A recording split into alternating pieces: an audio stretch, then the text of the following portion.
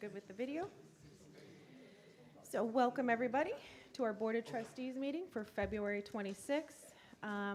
Let us all rise to say the pledge. I pledge allegiance to the flag of the United States of America and to the republic for which it stands, one nation, under God, indivisible, with liberty and justice for all. Okay, Clerk Trapp, could you please call the roll? Bartholomew. Here. Edwards. Here. Fowler. Kerr. Here. Parker. Rosso. President Poznanski. Here. We have 6 present. Yes. Okay, moving into our agenda. Do we have an approval of the agenda? I'll make a motion to approve the agenda. Support. We have a motion by Edwards, support by Kerr, approval of agenda as presented. All in favor? Aye. Any opposed? There are none opposed. We have our approval of the minutes from January 22nd, 2024. I'll entertain a motion of approval. I'll make a motion to approve the minutes. I'll second. We have a motion by Edwards, second by Rousseau. Approve minutes as presented. All in favor? Aye. Aye. Do we have any opposed? We have none opposed. Moving into our approval of the bills. We have our 2 sets of bills, one in the amount of $58,684.71, and then $603,036.80. I will entertain a motion. I'll make a motion to approve the bills for $54,684.71, and the other one was $603,000. $603,036.80. $36.83. Support. I have a motion by Edwards, second by Bartholomew. Accepting bills as presented. Could you call the roll on it? Or, I have do you a have quick discussion? question, Oh. actually, sorry. In February, the Mitt TV was paid. Can Was you- that a Can you tell us regular- what you're on, what you're, Oh, I am on the vendor activity report, okay. page 2. More than halfway down, the Mitt TV for $2,377.13. Is that the regular billing? No, that is the remaining balance. I mean, that is after their payback to us has been satisfied, and we are now going forward, Okay, if that makes sense. yeah. Yep. All right, thank you. Do we have any other questions? Okay, could you please call the roll? Edwards. Yes. Bartholomew. Yes. Kerr. Yes. Parker. Yes. President Poznanski. Yes. Rousseau. Yes. Motion carries 6-0. And if you see, I added into our bills support for all of the items. Yes, thank you. You're welcome. Can I ask you a question about one of those? It's not gonna change anything, but I was curious. Life Song Milestones from the police department. It's a tea light candle holder. Those were bereavement candles. We had 2 members of our department, lost family members right after Christmas. Oh, okay. Okay, thank you. And then you can see there the treasurer's report, just as the next item there. Income earned for the period was $55,751.23. That is since we've started investing our money. That is from December 5th to February 21st, I apologize. Going forward, we do plan to see a bigger number, as you can see, there was 7 million invested, but for a portion of time, there was only 3.5. until the other one got up and running. So we're hoping to see an even bigger return on that investment there. That'd be great. Okay, let's see. Moving into our presentations, we did have a presentation by Debbie Martone, who had a family emergency. She's not here. We do have the information. It's in the new business. I stuck it in the back where the cemetery board request was at under new business. So we can see all the information. You could read everything that she was going to present, but she's not here to actually present tonight. So then let's move on to Donna Foland from the GSOPS, an update. Good evening. Hi. Good evening. Thanks for having us to provide another update. And you can, the next slide, please. All right, so we're going to introduce our fiduciary and our fundraising partner, Kathy Dickens here. And we have developed our field of interest fund agreement. It's a non-endowed fund for green space on Prospect Street. The donations are irrevocable. If the property is acquired, I made a mistake in this slide. By February 2025, the donation funds will be redirected to the community foundation. However, we are encouraging people to pledge, and especially significant amounts should be pledged, and we will deposit those into the fund after, everything has been negotiated and we have a purchase agreement. And that's recommended for larger agreements. We will be, GSOPS will be tracking those, and then we'll be working with Kathy to fulfill those and get those into the community foundation. And then, of course, we have a discussion that after acquisition is complete, we would like to set up an endowed Green Space Romeo Fund to help fund improvements in stewardship of green spaces throughout the village into the future.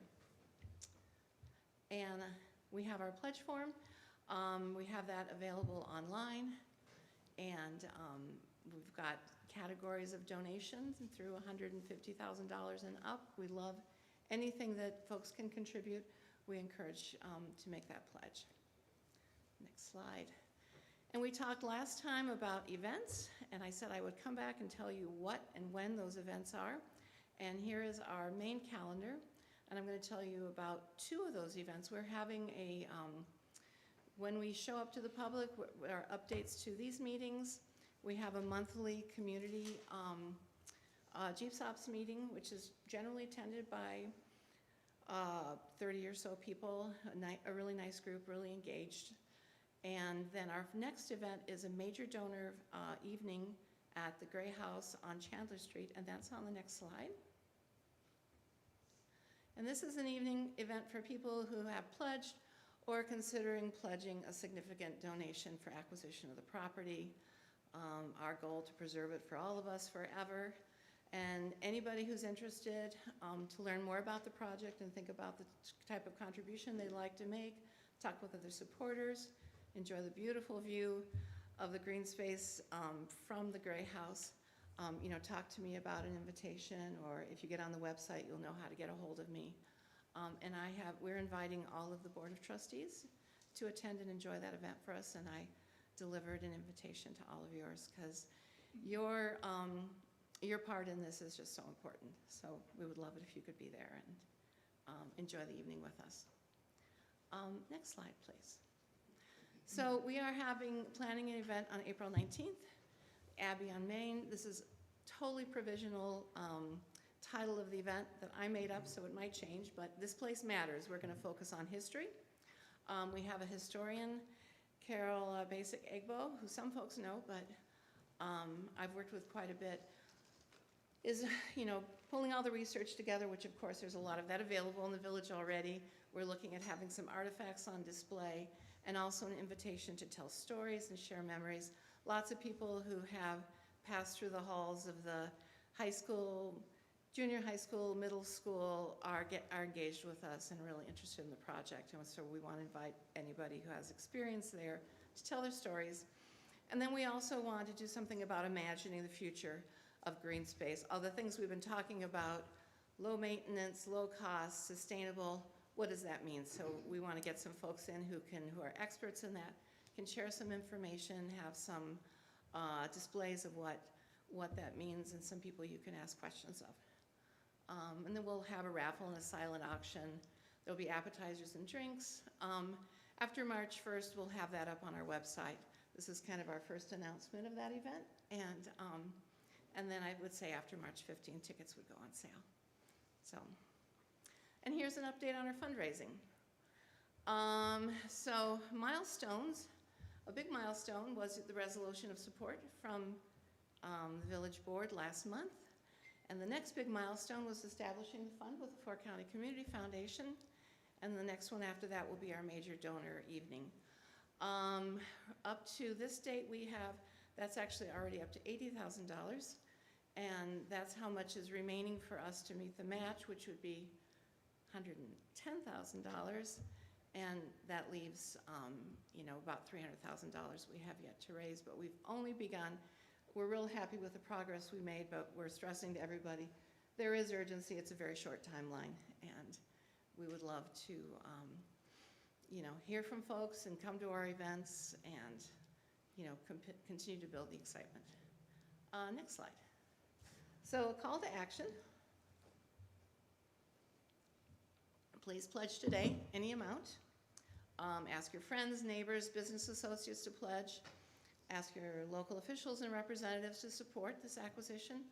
And to the community, join us at the community meetings, other events. And we do have opportunities for volunteering with the group.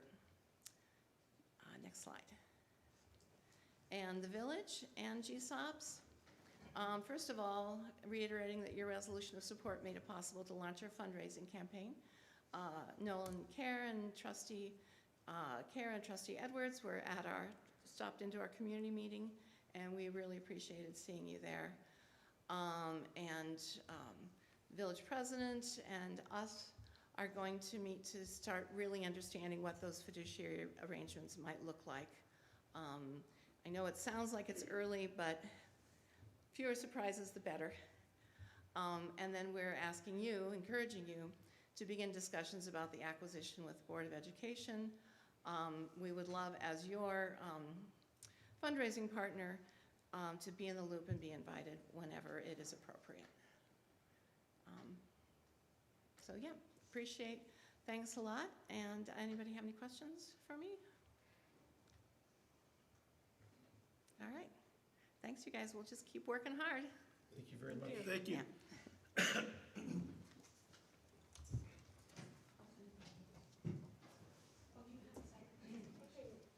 And turn it back on. Next, we have Kathy Dickens from the Fort County Community Foundation giving a presentation. Oh, very happy to be here. I'm Kathy Dickens, the Executive Director of Fort County Community Foundation, representing essentially the intersection of St. Clair, Oakland, Lapeer, Macomb counties. And we've been around since 1987 and have, including the Village of Romeo, have awarded back to our community close to $12 million since our inception. And I'm just really proud to be a part of any community that wishes to beautify itself, create a space where people can gather, people can kind of enjoy each other's company, picnic, walk.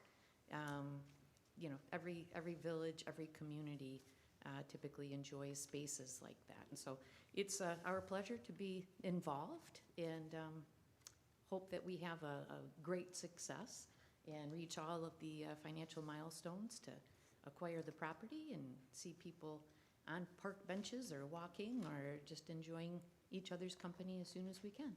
So I appreciate your time and would entertain any questions. Thanks That for was all the help. easy, yeah. Thank you very much for having me. Have a good night. Thank you.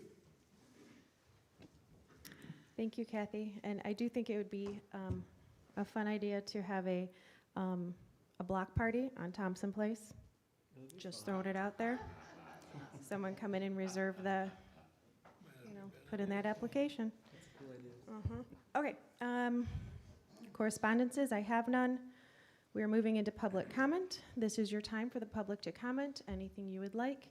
3 minutes. That is what you are allowed. Step up to the podium. Is anyone keeping track? Hello, everyone. My name is Aurelia Woodcock. I am currently a junior at Romeo High School. I am a avid member of NHS, NTHS, SERVE, and our local environmental club. I am extremely grateful for the wonderful opportunity to work with Donna and everyone else at GSOP. And as a community service enthusiast, I have collected over 400 community service hours in my 3 years of high school. And I am very proud to be a part of such an initiative that's looking to improve Romeo. And we all are proud of our connected community, and I believe that having a green space where we can all come together, have fresh air, be a tight-knit community that I know we are. And yeah, that is all for me. I'm very grateful to be a part of it, and we look forward to your pledging. Thank you, everyone. Thank you. Thank you. Do we have any more public comments? Okay. Hearing none, we will close our public comments. Moving into our officer reports. Let's start down with you, Clerk Trapp. The cemetery board had their monthly meeting last week. Our engineering firm AEW was present again to discuss a new mapping system that will allow for easier research capabilities and location finding. The board also discussed having subsequent meetings to further create a new and improved process for purchasing lots in the cemetery. The board is also going to be working with the VFW Hall, the local VFW Hall, on a new war memorial for the cemetery that will commemorate the Iraqi and Afghanistan war, so that is still in motion. Update on the AT&T phone lines. I think we are down to our last phone line being closed and them no longer being a carrier or getting bills from them. Catherine's looking at me. Pardon me? I noticed her looking right at me. Just a little Sorry. update for you. And I've started working on our next fiscal year budgets with our accounting firm, Plant Moran. Met with most of the department heads to start projecting budgets for upcoming projects and equipment. And that is what I have. And for myself, let's see. We have our Eagle Grant application. We've applied for $361,100 in grant monies. Must be used by September 15th, 2026. So this grant agreement will start in March. So if we get confirmation that we actually are awarded, I will know by our next meeting. This grant can be used for technical, managerial, and financial support in the verification of lead service lines or developing line replacement program, project planning document development related to lead line replacements, and outreach/education in support of lead line service line replacement activities. All that to say, the state put a timeline on verifying do you or do you not have lead lines. We are a good amount in. However, the state has offered grant money to help everyone get farther. So we've applied for everything that our engineers could actually verify that we could use. So our hope is that we would get that money. And we would have a choice to either allow our DPW take that in small chunks. However, working that into their normal day-to-day jobs. So that could take a while. Or we could also entertain bidding it out and having it done by a company so we would know sooner than later if there are any, and then be able to start a plan sooner and address them sooner. So until we have that money, in the meantime, we are continuing to work on it. This would just allow us to do it expedited. That has closed, the application is closed, and of the $48 million that the state or the government has made available, $67.2 million has been applied for. We are in good standing. However, being a smaller community and being an underserved community, so I really hope that that kind of puts us a little above everybody, and we at least get some, if not all, of our grant money. For our green space, after last month's meeting, I was approached by an interested party who would like to join with the village in this property purchase. They are offering to split the property and the cost. So with a plan to develop housing on their half of the property, leaving the village with the other half for a park.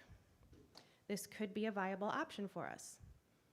I've reached out and also spoken with Mr. Robinson. Finally, last week, he called me back, basically wanting to know where the school board was with their expectations in the bid process, wanting to know, do we need to wait till June to make an offer? Are they willing to entertain offers now? And what was the price of the offer they were actually entertaining, so we know where in the world we're shooting at to even make an offer. Still waiting for documents to be sent over. My hope is that I get those and that by next month, we're able to have a closed session to possibly entertain property purchase. Our executive search. Our police chief position was posted on February 5th with the closing date of last Friday, the 23rd at 4:30 p.m. I was able to post it on the MML classified ads, that was $150. The Michigan Association of Chief of Police, that was $100. The MCOL's website and Facebook page, that was free. Our village website and the front window. So a total of $250 it cost to post in all those locations. Also met with the police union to discuss the process of leadership should there happen to be a gap in between the hiring of a new chief and our current chief's retirement, as there is currently no other officer in a leadership role and our current contract does not allow for one. So we need to open and talk with the union of how that could be addressed should there be a lapse. The Justice 40 Task Force, of which I introduced it last month, I was able to attend that, albeit virtually. That was the day that we had that insane snowstorm, so at the last minute they threw up a virtual option, thankfully, and I was able to attend that still. With our fire and ALS negotiations, we had a meeting January 23rd, the day after our last council meeting, at 3:30 p.m. at Bruce Township. Only myself was able to attend. At that point, I asked Bruce to put together a contract to keep moving us forward. I asked for a few inclusions, of which we can talk about when we get down to that agenda item, as they were not included, and I'm sure we all have discussion about it. The Village of Romeo now has a YouTube channel. On February 14th, I was able to launch the YouTube channel. We will be uploading all of the meeting videos to that channel. Right now, I only have Village Council, but do plan on getting our planning and our DDA and any other videos we have up there. And I'm currently in the process of getting us caught up to the current date of videos, and the link will be on our website. Catherine is taking care of that for us. Last month, I introduced the idea of a tax seminar, and talking with our treasurer, myself and her will be hosting this. We have 2 dates. We are offering a daytime and an evening, trying to hit as much of the public as possible. So April 16th, that will be at 11 a.m. And then April 17th, the following day, at 7 p.m., it will be here in this room. We would hope to be able to get it videoed, so those that can't make either of those are still able to watch and learn. So if you've ever been confused as to why you pay village and township taxes, this is a class for you. And you are not alone in being confused about what are taxes, how they work.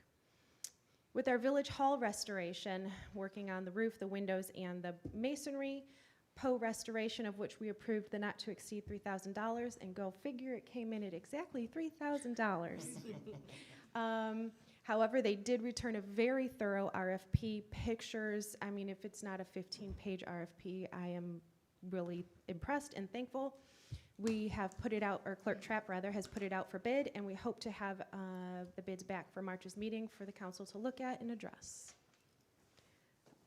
In regards of our DDA, as the liaison, I did attend our February meeting. To note, we had a new board member, Mr. Bowers in the back. That was his first meeting, thank you. And then we had the hiring committee recommend, and the board did approve to extend a job offer to one of the applicants for the director, so we are still waiting to hear back on that, where we're at acceptance-wise. And then we had our second Winterfest. It is now in the books, and wanted to thank everyone who participated, donated, organized, ran or walked in the 5K, and to congratulate the chili cook-off winners. Thank you to, I'm trying to remember the horse carriage. That was fabulous. Was able to do that with my children. And anybody else I'm forgetting? Thank you, everyone, for that. This month, we had 2 pre-planning meetings, of which we have great things coming our way in the village, a couple different sites, which will just add to some of the things we have around here. And then had an on-site building meeting with our building inspector regarding another potential business coming to town. And then around town, just wanted to mention that we have our St. Baldrick's. I'm sure if you've driven through town, you've seen the banners are up. They've added a few more with a QR code, and that is March 16th over at the Lions Field. So that is it for myself. If we move into our trustee, Nolan, do you have a report? No. Okay. Trustee Parker? I'm all set, thank you. Trustee Rousseau? Trustee Edwards? Nope, not here. Trustee Bartholomew? Yeah, just a little something. A lot of people have been asking me when the fish fries are for the Methodist Church. They are March 8th, 15th, and 22nd. And they start at 4:30, 4:36, so come on. Wonderful. Okay. Now, moving into our committee reports. We have our fire and ALS contract, which we can hold off on that until our new business. Our pilot committee. Have not met yet, been trying to get everybody together to meet Okay. as sooner than later. I would like to, if I could, really urge and light a fire. As we have these new businesses and potential coming in, this is a catalyst in decisions. We do need to make a choice one way or another, how it's going to work. I don't know if the committee, I don't know. But we really need to get somewhere because these people want to purchase the buildings or bring in a business, and without knowing how much or how the parking will work, they are leery, and I'd like to have that information for them before they have to make this large altering decision. Okay. And then our GSOPS committee, did you guys meet? No, we haven't met. Trustee Edwards and I did attend GSOP's monthly meeting that they had. It was really productive. There was a lot of people there, and we got some really good feedback. Sounds like you got some really good feedback too. We're hoping to get some soon, so maybe if we could meet in the next couple of weeks, once you get some of that information, and based off that, I'm sure we'll meet again soon. But things are all going in a really good direction, and I'm pretty up and positive about it. Okay, can I just, for clarification, we created this committee so that the committee would communicate with the school board, and now I'm being asked to communicate with the school board. So just for clarification, how do we want to walk forward with this committee and the school board and myself? At our last meeting, it was my understanding that Nolan was going to reach out to the school board and try to set something up, and that was kind of where that part was left, so I'm not sure if that has been communicated or done, but that was the No, last, I mean, that that's was the not- last thing that one of the last things we talked about, along with, the partial acquisition, the full acquisition, and if that would be a possibility where we will want to meet with the school board and have a discussion, but Yeah, going forward, I think we're getting to a good point to start doing that prior to having a resolution and some funds start rolling in. We weren't really coming to bat with a baseball bat in our hands. We didn't really have anything to converse about. So now that we're in a much more serious position, and I wasn't asking you to meet with Todd, it just sounded like you had some conversations with him. So that's why I thought maybe it'd be good if we got the chance to connect on that and what information you guys might be sharing with each other. But yeah, beyond that, we'll meet again soon in the next couple of weeks here, and I could start reaching out to the school board as well. Okay. I just don't want to be stepping on toes, but also not feel like if something's expected of me that I'm dropping the ball. So just trying to clarify which way what we're doing here.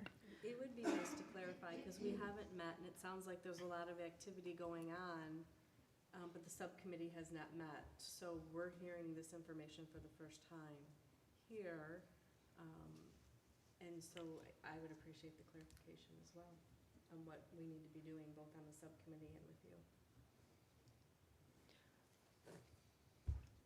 Do we want a subcommittee, and what do we want the subcommittee to do? We're good. We're fine. We'll meet in next week and go forward from there. We're good. Okay. because I have myself scheduled a meeting with Kathy and Donna for March 15th to go over items. Is that something that I wanted to do? It was requested of me, so I set up a meeting, but then I feel like we have this committee.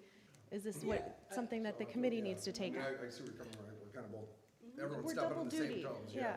So if you, I don't care either the way, committee's I in just, place, the committee can continue, if we want to take that meeting on with you initially, and then take it on from there, and then, I think in Let's move fairness, forward. there's a lot of questions that you're able to answer that at least I or us as a committee aren't really able to, and maybe that's why they're eager to meet with you. You're able to clarify a lot more than I can. So if we're able to, if you want us to sit in on that meeting and we can make it a subcommittee meeting. well, we that'd be couldn't fine. because At that now we'd point, have we can't. quorum, yeah, we can't. so, or at least only a couple. Okay. It is the 15th, 15th at 1:30. It's a Friday. Ellen was part of that request. Yeah.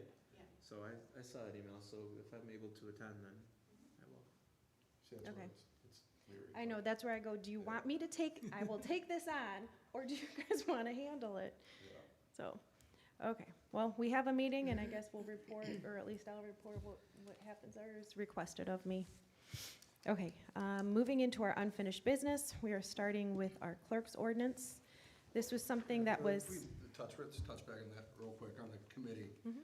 If it, for ease of operation, it makes more sense, and the board's okay with it, I would step down if you would want to fill my spot, Megan. If that made everything kind of flow a little bit better, then I'd be willing to step back from that if the board would. I'd make If a motion Megan to would, do this. not that you don't provide awesome No, feedback, but and I understand, I just think for ease of operation, let's make that Keep happen. moving, If you're yeah. if you're up to that, I'd make a motion to step down and appoint Megan to my spot on that committee. If I could get a are you willing second. to do that works for I'll me, and then we support. wouldn't have a Sorry for quorum, signing should we off. all meet. that? I'd appreciate that, that would help a lot. Okay, so we have a Makes sense. motion by Parker, did we have a support? Support by Edwards to replace Parker on the subcommittee of GSOPs with President Poznanski. All in favor? Aye. Do we have any opposed? Okay, so Nolan and Shelley, if you would like to come on the 15th at 1:30 at the Village Hall, we will all meet together then. Thank you. Okay, yes, thank you, and there's no conflicts. We have our unfinished business of our clerk's ordinance. This was tabled until this month for everyone to look over, included the ordinance that was presented, and then also for clarification, and basically, Clerk Trapp had justification as to why she felt that the ordinance could not be imposed upon her. This way, we all have we have a general law village act in front of us, and everyone can address a section, and we can all see it at the same time of what is being referenced. So, the floor is open.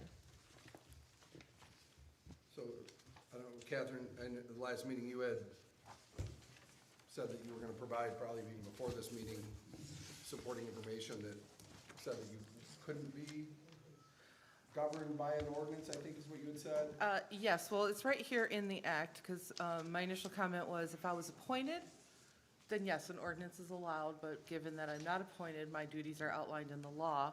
And on page 3, it's 62.2, additional officers, appointment, there's a line that reads, "The council may provide by ordinance, or resolution for the appointment, of other officers whose election or appointment is not specifically provided for in this act." My duties by election are specifically provided in this act. And where did you just read from? At page 3, 62.2. Okay, thank you. 62 point. So if I was appointed, then yes, the council may provide by ordinance or resolution for, necessary for the execution of the powers granted. But for those whose election or appointment is not specifically provided, mine is specifically provided. Two on page 3. 62.2. Yeah, I saw what she was reading. Mark, could you elaborate on that, Close the please? door. Thank you. Well, to the extent I understand the issue, I can. The reference to which Ms. talks about Additional? the appointment of other officers. We're not talking about an appointment of an officer. Yeah. We're- The ordinance before you to be considered is with respect to her particular office. So I don't think 62.2 applies, but trying to perhaps pick up, and Ms. Trapp can comment certainly, but on the implication is that the council can't do that which is otherwise provided by the statute. And I think if that's what's being implied, that's correct. But we're not talking about a separate officer. We're talking about the clerk's duties. And as I mentioned at the last meeting, everything in that ordinance, the draft of the ordinance, except perhaps compensation, which you're allowed to set, is taken almost, if not in fact, word for word out of the statute. So there should not be any conflict between the General Law Village Act and the proposed ordinance. Okay. Bottom of page 7 has, it actually specifically talks about clerk and clerk's duties. 2 pages up. Yeah. Yeah, I mean, if you reference the General Village Law Act, a lot of our ordinances Go along. somewhat mirror that, right? And it's just another level of protection per se, which I'm glad we have this here in front of us. If we go to 67.1, it talks about the general powers and basically the responsibilities of this council. And if you refer to W, it does talk about to see that the officers of the village perform their duties faithfully and that proper measures are taken to punish neglect of duty by an officer of the village. I mean, that kind of sums it up, not so much punishment, but to make sure that we're doing our job, to make sure that we're overseeing and making sure things are happening as they should be in the office. We're not just here to approve bills every month. There's a lot of other things we're responsible to oversee. I had pointed out to Clerk Trapp also on page 8, 64.7, it has clerk and duties. It's spelled out. The first sentence under there is unless otherwise provided by ordinance, the clerk shall do all the following. So it is here. Yeah. And I believe the treasurer also says in that same thing, if you look down a little farther, treasurer duties, and I do believe president has a similar sentence in there. Right.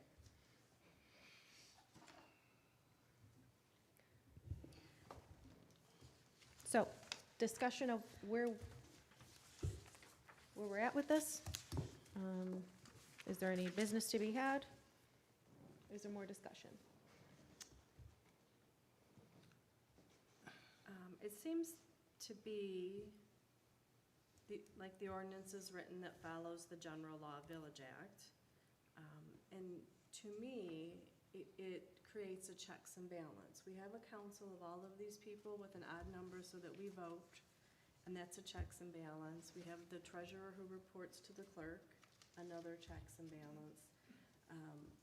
And then having this in place would just create another check and balance. I think, for me, that's all it is making sure that we have all of our checks and balances in place, and it follows village law. Is that what you were intending? Because that's what I'm interpreting. Yeah. So for clarity, if it's just basically the same thing as the general law village, why are we rewriting it?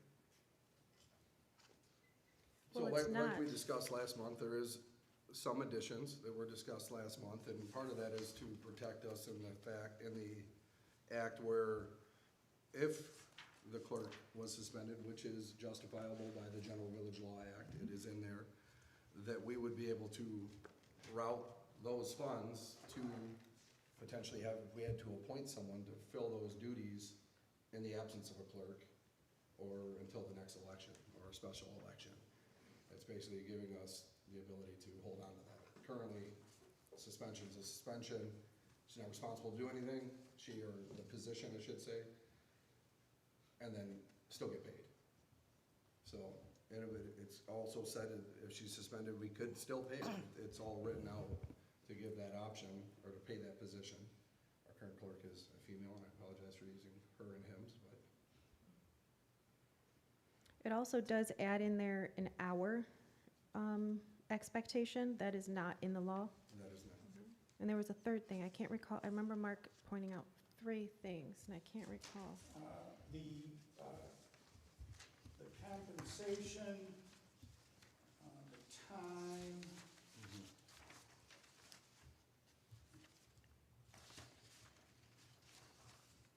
I don't believe there was another, there could have been. Okay. I'd have to. That's what I remembered, what is the time, which, I mean, we're paying for a full-time position. I think we should be getting full-time hours. Can I ask a question? You're paying for a position, you're not necessarily paying for, I mean, there's nothing in the position that says how many hours you're supposed to work. Not currently, and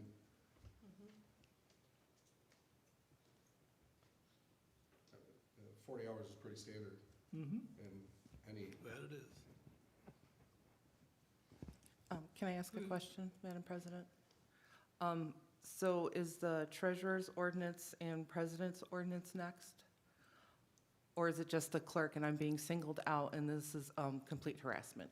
no, it is not, this is. Yes, it is. This is what the council voted for me to move forward with Mark. I would then like to move forward on the other ordinances for the other electeds, yeah, these chairs. There's new ones in the back, they're just not built yet. Thank you. They're coming. I feel like I might die tonight. So, no, that would be my intent, is after this is approved or denied, would be to move forward with president, clerk, and possibly even board of trustees. And our responsibility spelled out a little more clear. So it's not a temporary ordinance in response to a particular person? It's No. a permanent ordinance in response To to guide, being- protect the village, its taxpayers, its residents. financially responsible if we had to reappoint someone else. So moving on from that, now that we have this draft, do you think it would be maybe not a bad idea to enact multiple positions and modify the ordinances at once? Now that we have something that you're comfortable with the verbiage, that we've gotten a chance to see for a couple of months now, do you wanna maybe halt on this and we'll work on treasurer and president and we can look at the 3 of them at the same time? Cause a lot can change in a couple of months. If it's gonna take 2-3 months to look at each individual document, I think Yeah, I doing don't it see at an one time ordinance might be like nice. this, the facts and the work that goes into ordinance changing in a couple months. Normally you would institute an ordinance that's gonna hold through for decades, right? You're not gonna do something that's gonna change monthly. I don't see any reason to hold on this. It's done, it's ready. We can make motion on this by next month or 2 months, whatever me and Mark have the time to get together and work on the next one. If the board would like that happen, I could do that, and we could move forward. Bring 1 or 2 to next month or the following month, based on our schedules. Took us a couple months to get this one put together. Mark, legally, I don't know if this is a question for you or not, but give it a shot. Would the current clerk be subjected to this new ordinance, or would the next elected clerk be subjected to this ordinance? I think the current clerk would be required to follow the precepts of this ordinance if you adopt it going forward. Not going back, I would strongly recommend, because I don't think it's enforceable, you can't address an ordinance to prior acts. But if you adopt the ordinance going forward, then I think it would apply to the current clerk. Okay.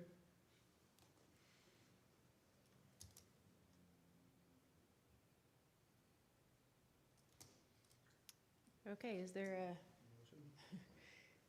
an action? I make a motion. Do you want to switch with No, that? we're good. Are you exact? I make a motion that we adopt the ordinance as presented. Ordinance of the Village of Romeo, Macomb County, Michigan, duties and responsibilities of the person holding the office of clerk for the Village of Romeo. I'll support. We have a motion by Rousseau, support by Parker, to accept the ordinance as presented. Maybe in the future, I would have liked to have seen any changes or additions have been highlighted or underlined. That would have been nice. No, this is exactly the same as it was last month. There was no changes. In its entirety, this is a new document. This didn't exist before, so it would all Correct. be highlighted, right? This, Oh, Oh, yeah, I get that Yeah, part. fair, the whole thing is, I get that part. isn't it? Yeah. There are no changes from last month. If you could call the roll. Rousseau, Yes. Parker, Yes. Bartholomew, Yes. Edwards, Yes. Care, no. President Poznanski. No. Motion carries 4-2. Okay, does need to be published. Upon publication, within 15 days after its adoption, it shall be effective upon publication. As soon as published. We need an ordinance or a motion to publish, or is that just No, gonna that's happen? Okay. what's done. So if we're gonna stay on this course, do we need a motion to have Justin start pursuing the treasurer, or, excuse me, yeah, Treasurer and treasurer and president. president? Or can you just, do you need to act via motion to do that? I would like, because I will be working with Mark, which is outside of the normal scope. Yes, trustees do not have authority to work with Right. legal. Shelley, would you like to help me with the Yeah, verbiage on that? I would like to make a motion that trustee Parker and council Mark Clark continue to work on the next ordinance for treasurer of the village For treasurer? Treasurer and president. and president. You want to do them together? Oh, Okay. yeah, we'll Yeah. work on it. Treasurer and Well- president together. I'll support that. Okay. We have a motion by Rousseau, support by Care. All in favor? Aye. Any opposed? I am opposed. Thank you. Next, our Youngers event permit request.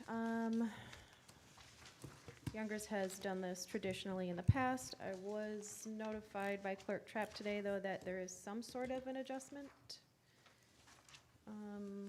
The tent is being dropped off on Saturday and staying through Monday, whereas opposed the event Would is, you like, we have one of the managers here, she said she'd be willing to Speak help up. out, yeah, speak on it. like me to stand up there? sure. Thanks, Mary. Hello, my name's Mary. I'm one of the managers at Youngers. There wasn't more so an adjustment at all. It was just I had asked Clerk Trapp that usually, like you said, we've done this every year in the past, and the tent is just always dropped off the night prior. So there's no adjustment at all. We've done this every year of the tent dropping off the day prior to the. I don't know if that's correct. I thought in years past, we've made it pretty clear that it would have to go up and be gone by the next morning, so that it wasn't a headache. It's normally gone by 9, 10 a.m. the next morning. Yeah, it's on a Sunday this year, so it would be dropped off Saturday night prior to the event on Sunday, and then picked up Monday. So when will it be taken down? Monday morning. Okay. And it would go up Saturday night? So it technically is an adjustment on this event form. Yeah. Yeah. It is. As it states, Sunday, the 17th, from 10 a.m. to 9 p.m. Yeah. So, what time Monday? What time on Monday? As soon as possible. So, I mean, I can call the tent company tomorrow. I'm sure they're up bright and early. So it would be as soon as possible Monday morning. And what time Saturday is the drop-off? I believe probably sometime after 7, I would hope. The parking lot will be full at that time, so I would have to verify with that. But it's always done the night prior. Set up the night before? Mhm. Right, okay, so it's drop off and set up Saturday night. So what happens if there's cars in the parking lot there Saturday night where they want to put it? What do they do? We've blocked that off in the past, such as like last year, for example, since this is the exact same thing. It was on a Friday, it was dropped off Thursday night, so in between those hours, we would block off those parking spots and before the tent company would arrive. And when on Saturday would you block off the parking spots? Whenever I would get any clarification of when the tent company would be available to drop that off. So if they said they're coming Saturday at 3, what time are you gonna block off the parking? We would probably start blocking off around 1 or 2.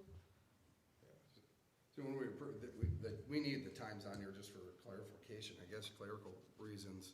I mean, right now it says 10 a.m. on Sunday. So if you wanted to. Yeah, I can definitely, I mean, I can't clarify right this second, obviously, but, I mean, yeah, usually, you know, in the past, it's always been the night prior and it's been no issue. And you're not asking, there's nothing checked for village barricades or cones? You take No. care of that with your own items? Yep. Okay. Is that considered an alley? That was my other question. Yeah. It says no street use, isn't that considered an alley back there? Wouldn't that be considered a street use? In which, Behind Youngers? Yeah, I mean, that's Did you- that's the village alley. Alley The slash walkway. parking. Did you see the map that was included? the tent stops in the parking lot. It does it or does it not encroach into the sidewalk? Like into, like, what connected to Youngers, it would connect to the sidewalk. Yeah, this has it going all the way from Youngers Yeah, the building out. in, There's technically an across- alley there. Well, because Two I'm saying, parking people, spaces. patrons want to walk from what is now Peaches over to Vera's. Yeah. Are they able to still walk Oh, on that sidewalk? absolutely. Or they'll be inside the tent as Nope. they? Okay. So, yeah, that won't be blocked off at all. They can walk freely throughout there. It would be a different, it would be like, you know, right where the parking lot This makes per it look se like would we're blocking be it. open. In out, okay. Yep. We've done this many years in a row with no issue at all or complaints, so. So are we modifying the times? Yeah, I mean, my only issue is it being a Saturday, and then this being up for that long would be the timing of, you know, parking for the rest of the businesses there on a Saturday night. I'd be comfortable allowing it from Saturday at, let's say, 7 PM, which is still kind of peak hours, but it's pushing it, till noon on Monday. If we can make that alteration, if you could just have them say, you gotta be here, set up at 6 or 7. Yeah, And the So- space can only be used at this event time? Yeah, Um, the event it- time. for There will use be is nothing between going on 10 and inside the 9 p.m. tent? Or 10 AM and 9 PM. correct. Yep, the tent would just be available from 10 Using until of the when we close parking on Sunday. from 7 PM Saturday, the 16th, till Monday at noon. Yeah. I noticed on the third page that the only one who signed off so far is from the DPW, Tim Metz, on the police department. Chief, have you seen this? And you, I haven't seen it yet. guess we need to get that right. This is something that they do every year, and we haven't had a problem with it. Thank you. What is the standard protocol that we've used for event permits, time-wise before an event or before a council meeting? Is there a time frame on that? No, just based upon their request of Okay. giving us their working time frame prior to the event. Well, I'd like to make Okay, we had motion- a, I'd like to make a motion that we, did you have a motion on the floor? No. Okay, I guess I didn't officially make a motion, I suggested some times. go ahead. Go ahead. yeah, motion to approve this permit request with the adjustments of the times included. We have a motion by Bartholomew, support by Edwards. Can we just state the times of 7, in the motion, so it's I didn't write this down. It's from So 7, Saturday at 7 PM. Saturday at 7 PM till Monday at noon. till Monday at noon. All in favor? Aye. Do we have any opposed? Hearing none. Thank you very much. Thank you. Thank you, Mary. Appreciate your time. Thanks, Mary. And then we have our cemetery board request. Again, Debbie was not able to be here, but here's all the information.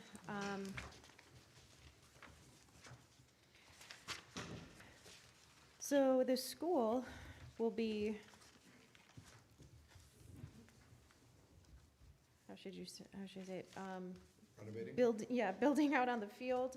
behind the middle school, creating track, football field, soccer. Essentially, what is at Memorial Field is going to be renovated and put behind the middle school now.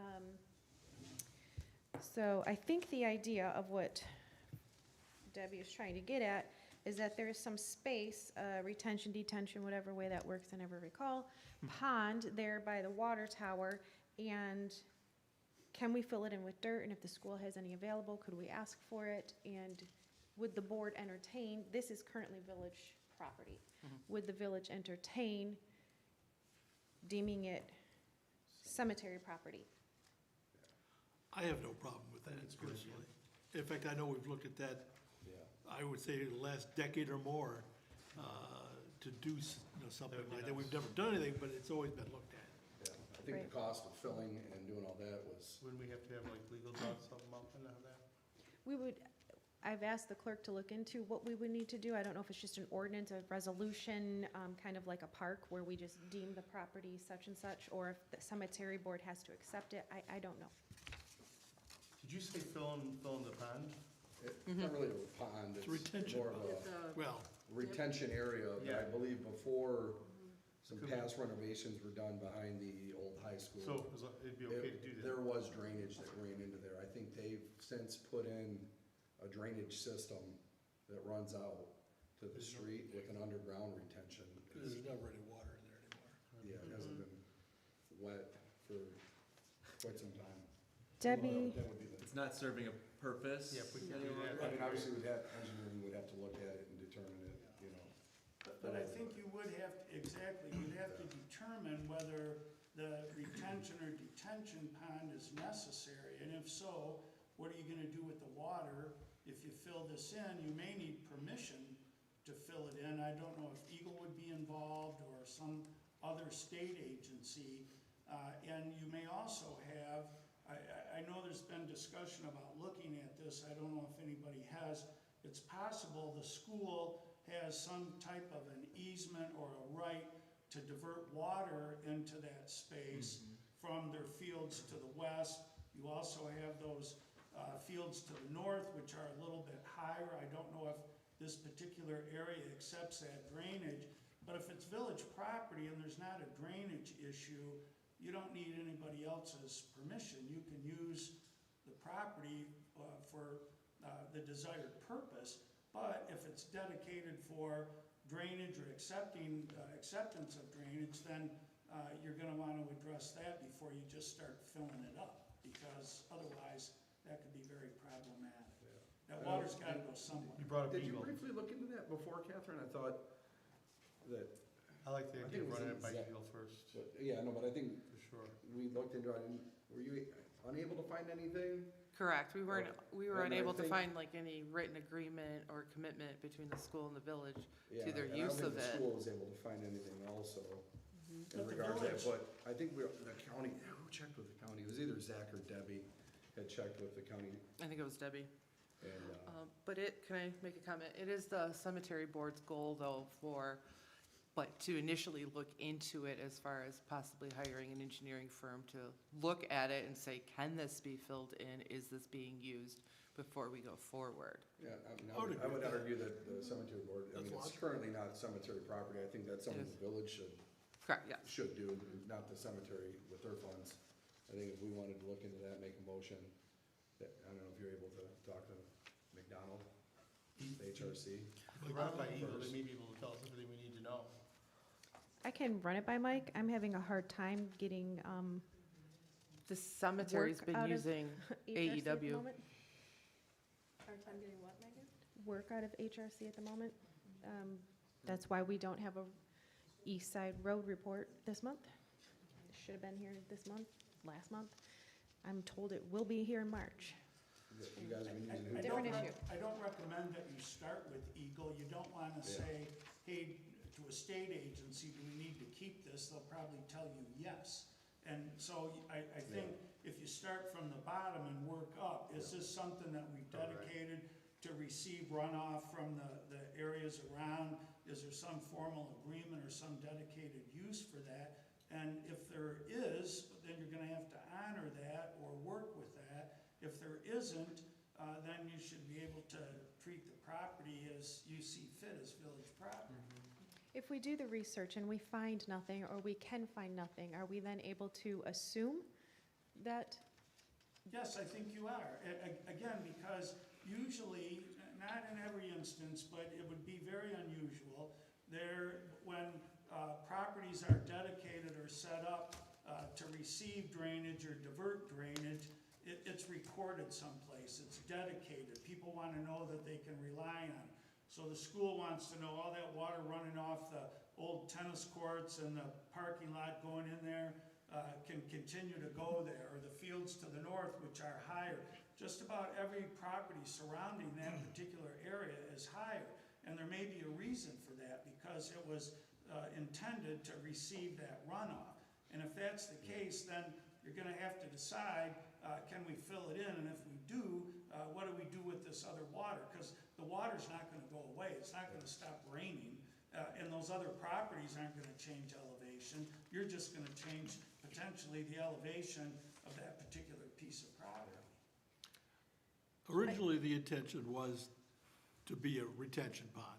I mean, that, whether there's anything written down or not, God knows, it might have been just a handshake for all I know, but it could have been written down. Can the cemetery board look into this? So I think. We already have. It'd be best to have the We already have. engineering firm And look into just the runoff of the surrounding area. And I'm guessing the issue may have come up at different times, but I would think the issue, the pointed part of the issue, if it ever came up, would have been when the water tower was relocated there. Because you'll recall the water tower before was on the south side of 32 Mile Road, and the village made the decision to put the water tower there. I would imagine, because I believe that water tower, sometimes they flush water, comes out and goes somewhere. You know, Tim can probably address that, but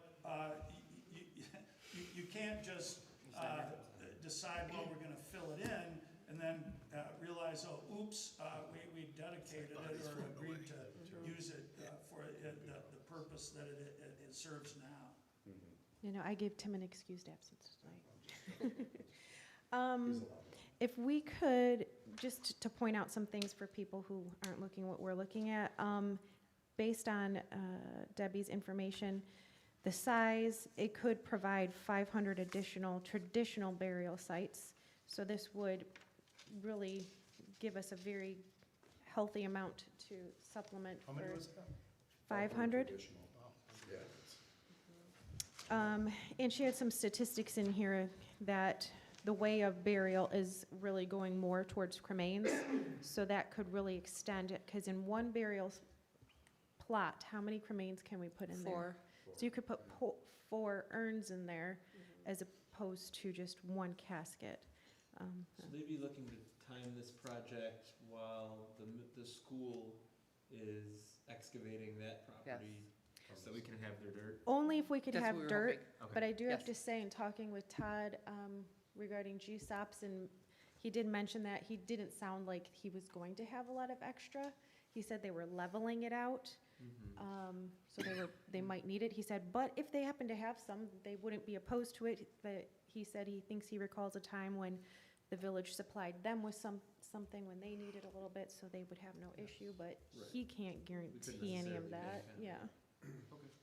At one point in time, back 20 years ago or more, I know Marion had looked into even buying some of the backyard space for the people that live along there. Because I guess they've got some pretty deep backyards. Right.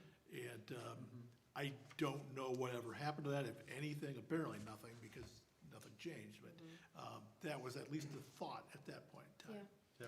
Just an idea, just to put it out there so that the cemetery board could hear that and maybe give them some thought process. She does, There was a small section The bought higher back then. Was portion there? or the Yeah, softball? towards the north, Yep. before the fence jogs back Oh, I out. was Okay. I think they bought skate 20 park, soccer 20 practice. feet. No. off There's the a property. visual in your packet. It's east of there. If you go. she also does mention here, just throwing it out, I think, as an idea, that the village could use some of the property on Prospect Street to have an auxiliary cemetery. That's nice green space. I can't imagine how many That's what spaces people are that would giving do. money We're for. in Prospect? The You have GSOP's benches, property. it's quiet, and you can walk. Yeah, I mean, what else? I think they're looking for more than that out of us. I think a splash pad is part of it. Almost a splash pad. I'm sure the people on Prospect would love receiving all of that water. The other thing to keep in mind is if they're moving all of those facilities up to the middle school, what will happen to the current Memorial Field? Correct. I did inquire, just poking. He didn't, can't really put a finger on it, the way that it was stated that if anything was to happen, it would either be, obviously, up for sale, but he didn't say that word. Parks and Rec, he said it's used as a community space. So I don't know. And that would be one hard to develop, because I know the back of that floods out Memorial Field. That gets pretty wet back in there. Yes. So they wouldn't, Yeah. I wonder why they would keep the asset that they don't need anymore. I don't know if it would be keeping it as much as lease, like we do, leasing for $1 here, use the Okay. field. Okay. Because he did say they would probably always enjoy using that baseball diamond. Potentially, if there was a potential for auxiliary cemetery, the south end that's a little Yeah. higher, maybe that could be a portion that could be talked about, but it didn't sound like that was going to be something that was offered, Okay. but it doesn't seem that that's soon. We're talking a couple years. Okay. Okay, so do we want any, what do you guys, Do you need a motion to look into engineering either our current or another one that's response, that maybe the cemetery works with? To look at No, property? just if the village is looking at it, the village is incurring the cost. So Yeah. if we're all aware of this, that the village is looking into it, Yeah. as it is our property, then the cost will be incurred by the village. Okay. Moving on to our Romeo Community Schools Homecoming Parade for 2024. They are requesting September 18th, 6 PM, starting at the Lions, where am I at? At the Romeo Lions Club, coming up to Main Street, heading north, and ending in the Village Park. So don't they need to complete a permit? Or special, yeah. Thought they always did, yeah. That isn't one. No. Maybe it's a little early for That's that. through the police department, because that's a county road. He handles the permits. But it goes into the park, But not all of it's county. yeah, Right. village streets also. So could we table this until, When they used to come down from the high I school. mean, I probably won't see a permit till like August, September. Remember when they used to come down from the high Okay. school? Yeah, Fill up those pickups with people. Yeah, there's really nothing to approve them. yeah. We at least know the potential date. Okay. Table till we receive a permit. Okay. Next, we have a DDA appointment. This is from Melissa Van Warmer. She is one of the new owners of what was Cottage? the cottage. Yes. oh, So that is her application in here for you. What business is it? What was the cottage next to Village Hall? oh, my wife and daughters have been there hundreds of times. I see that. Currently, we have 2 seats still open on the DDA. This would fill one and leave us with only 1 left. I guess I'll make a motion to approve Melissa Van Wormer to the Downtown Development Authority. Okay, we have a motion by Edwards, support by Bartholomew, to accept the appointment. All in favor? Aye. Do we have any opposed? We have none opposed. Okay, our fire and ALS draft service agreement. Oh, boy. This is starting us off with our, which would be our budget coming up for the 24-25 year at $850. Currently, we paid $550 this year. So they did bend a little. They did. A 10% increase. This is what Bruce Yeah, but drafted, They correct? started order over Correct. $1 million, I asked them- not $850. I asked them to draft something, at least see it in form. They have not verified it with their council yet. As a let's not do all this work and then bring it here and we say, yeah, that's not what we want. So let's look at the rough draft here. I did ask that we have in here specifically added what it is, the service is that we are paying for. Obviously, it's a fire advanced life support service, but I would like listed here, just the title. I would like listed what it is, a service we are receiving, and also then listed what it is not that we are receiving. We are not contracting for, per se, lift assists at a home or a transport. However, Bruce is able to contract with a business or an individual should they want a service like that. I actually just saw on the news maybe 2 weeks ago, Sterling Heights is doing the same thing. About Which the way? About the pickups at the nursing homes and things like that they're going to be invoicing those people or the facility for those pickups because no one wants to pay for that Yeah. anymore. We are not under obligation. That's right, for Let's transfer. clarify, You- it's you will not be- for a 911 call. No, it's not for a 911, it's only for people that are being transferred. And need to be in an ambulance. You know, to go to a doctor's appointment, Yeah. they're calling 911 to have Yeah. somebody pick them up. Right. And so you just can't afford that, and you're taking vehicles out of, you know, the service. Right, and that should not be counted into our amount of usage. And that if Bruce wants to contract and bill them and work with them, they are able to, but that is not what we are Right. contracting or being paid for and will not be included within our numbers. And it's just for business, not a resident No, at I would home? say across the board. So if a resident's at home and they've fallen and can't get up, That's a 911 call. okay. But if they can't get from one chair to so the next, I do have. That's, that's the transfer yeah, call. that's Okay. yeah. Right They now, can't see, get that's here where the wording, to their it's doctor's it's a little, coming from having some experience in this field, we're saying this fire and advanced life support services, that cuts that out. Because then that would be deemed a basic, a BLS run. right. They And can't that- get picked up but- to their doctor's appointment. But let me clarify, a BLS run is a justifiable transport to the hospital through Yep. an ambulance, it's not a transfer. Good. A transfer would be someone in one of our communities, senior communities that needs a ride to a doctor's appointment Well- or something along those sorts. Like my That's dad a transfer, in Novi, or it's through not his an cancer, he had to have a private- taxi cab yeah, come by, pick him taxi, up. private ALS. Right, them to and there private are It's not services, private entities that you Yeah. can contract with, and that's what I'm saying. Well- Bruce could contract, they would have that option, but it wouldn't be something covered in the contract. Right. I understand for the lifts, what I'm saying is that if we're just narrowing it down just to advanced life support or ALS, and we're not including BLS, which is still a justifiable, it's not a lights and sirens transport to the hospital, it is still a justifiable needed transport by many of our residents, that needs to be included, That's included currently, right? yes. Yeah. That's And good. that's what I would like I Yeah, would we like need- that language Yeah, I in like that here, too. especially So then they we, have to show us. Bruce does fabulous. Chief often says, you get what we get, what our people get, you get. I go, that's great, I want to know what that is. List it so that the general public knows what it is that everybody's getting. So that maybe if we happen to not get it, we can say, well, but it says it here. Yeah. Because it does say Bruce will get what the village gets, but it doesn't say what What that is is. that? And so I agree, I think it needs to be a little bit more Yeah. specific. And we do get more than this. They do, he's our fire inspector, he's our fire marshal. And He- I think it needs to be And I want that in there. listed, Yeah. because if this doesn't say that, could they just say, well, I guess we're not your fire marshal now? So Well, they're not because it gonna doesn't do say that.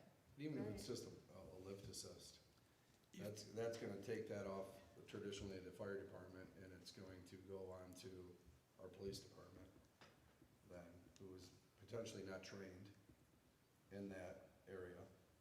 So it's, So right now, if they're offering those services and we're paying for them at our lower rate, a big portion of their justification for the increase was that we use a lot of their services disproportionately to Bruce Township residents. So No, if we're- that's not totally correct.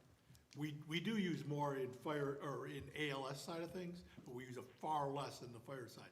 The real reason they want to do it is to balance out so that Romeo residents are paying the same amount of millage, however you want to put it. as the Bruce Township residents. Because right now, according to them, and they've proved it to us, that the Bruce Township residents are paying more per household than the Romeo people are. So what I'm failing to understand is now if we're eliminating BLS, and as it sits right now, we wouldn't be receiving the same services that Bruce Right. Township would, so that doesn't justify the hike as it's shown, right? Well, this is a whole new thing as far as I'm concerned, so I don't know. It is. Yeah. Right. So if we're receiving less services, then our fair share should be even less than what we were previously offered, right? Right, makes sense.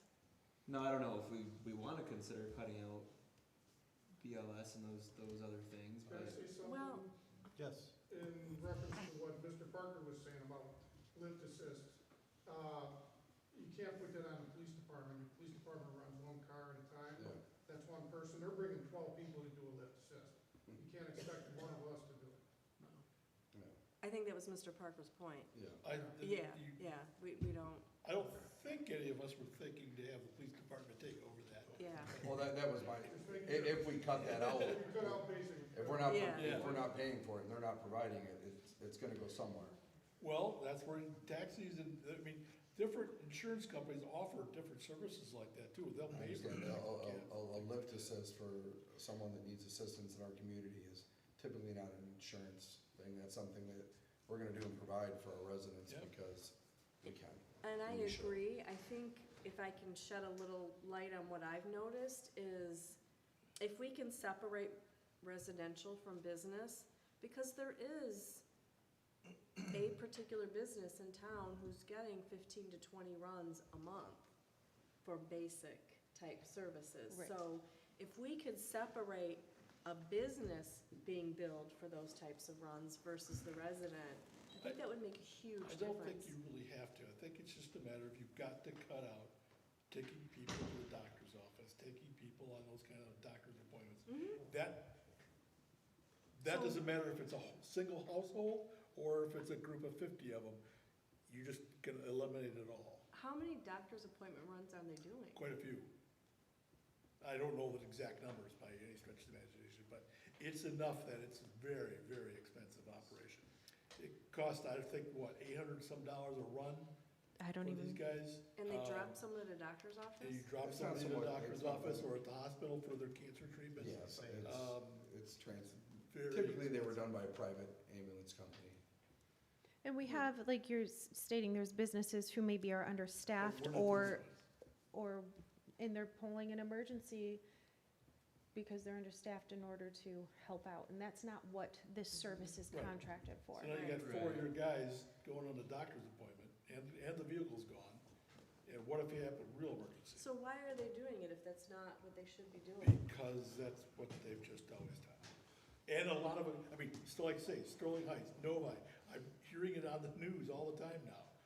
It's just the way things used to be, and now they're finally catching on, they're going, wait, we can't afford to do this anymore. Yeah, I find that interesting because I was in a high-level management and senior living for 20 years.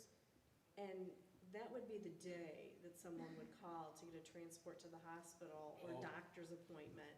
Like, they would be picked up off the floor, or they don't feel good, they can't breathe.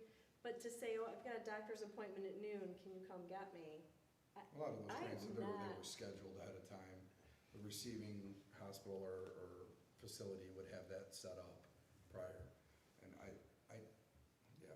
For the fire department to come bring? Some fire departments were doing it. Yeah. Especially As- the more as you And I sell. can tell you, Clinton Township would have But Bruce. laughed in Chief- our Chief- face Chief if that was gonna had happen. mentioned There's that just no they way. had stopped doing that. Yeah, They haven't right. been doing those. That's, Okay. But what I'm asking is for it to be in the Spelled out. contract. Everything That's needs to be Yeah, spelled out I and agree. everything reported. Now, other than those two requests of mine, where are we at in this consideration of this cost layout? I don't like it. I don't, I don't like it, but I don't know that we have enough, in my conversations with the community, you know, they kind of feel like, okay, we've got to pay it. But on the other hand, Mark, you were going to, at one point in time, look at different ways of taxing potentially, or we did talk about. I've looked at that and I've discussed it with Mrs. Poznanski. Yeah. And you could levy a special assessment.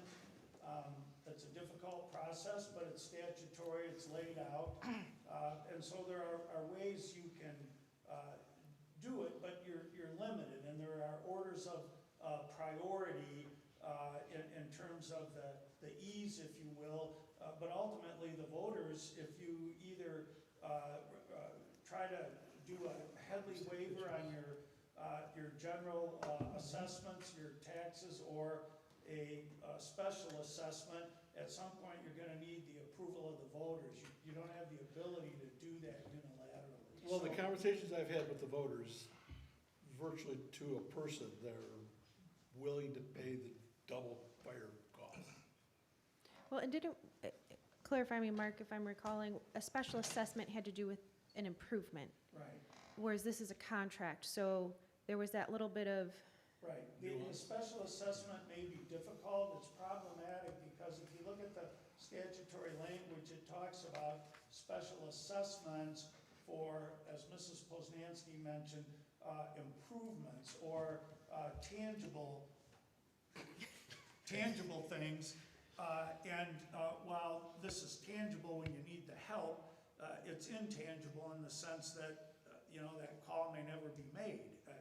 You could go a lengthy period of time and never use the service. So the special assessment, I think, while it's doable, I think it's probably among the least desirable of the money-raising opportunities that you might have. Well, what's the other opportunities then? Well, you can, I think you would have to get a waiver from the voters to increase your general levy, because you're at, I think, the top or near it, and then with your Headley rollback, you can ask the voters to approve a Headley override, and so that you could assess more taxes. And one of the things, this gets a little into the weeds and maybe more so than what you want to know, but I'll just mention it to you. The way the village does this now, it pays it out of the general taxes, the general tax revenue. And depending on your income level and whatever Congress does with the tax code, there was a time when you can deduct all or a portion of your property taxes on your income tax. And that's one of the reasons why for years and years and years, the village paid for the sewer and water out of the general fund. They didn't make it pay for itself. And thinking has changed, and you've had advice about that. I just mention that so that it's part of your thinking that voters may be willing to pay more, they may vote for it, and part of the reason may be, well, yeah, we don't like paying more, but one, we want the service, and secondly, depending on our status or our circumstances, we may be able to deduct it against our income taxes. So it's not kind of a well-defined approach to it. Like everything, it's political, and people will think, well, this is a good idea, we need this service, so we'll vote for the Headley override, or we won't. But I don't think you can pay for it in a way, and this is another issue that has maybe made some of the negotiations difficult. The township assesses its residents on a special assessment, and there are two special assessments they have. I don't know if they've split them between fire and ALS, but they have two different special assessments, and they have a cap. They can raise their taxes. And the township in its approach has been trying to treat the village similarly. Well, you can't. We're not the same. We're a village, and taxes are different, needs are different, and so forth. So you can do it, but I think you're going to need an approval of the voters to raise additional monies. If you can't pay for, just picking the first year, if you can't pay for the $850,000 out of your general operating budget, then you're going to have to go to the voters for a Headley override. You're not going to have a choice. and currently, for our general fund, we are at 10.3285. That is where our mills are at, and I believe that is allowed at 12, and so it would be an override bringing it back to the 12. Just to keep everything, the whole big picture in mind, Well, would we need a vote to take it back to 12? Yes. you would, yes. Okay. You have to have a vote Just to wanna override. understand. Okay. But also keep in mind here, we have this, we have our road project, of which isn't finished. We'll either need to bond, somehow find more money for that, and then also raise the street mills, because what we currently get from the mills is not enough to care for the infrastructure we're putting in. So there's potential for a lot to be asked for of our residents, and that's where working with this as much as we can is a concern.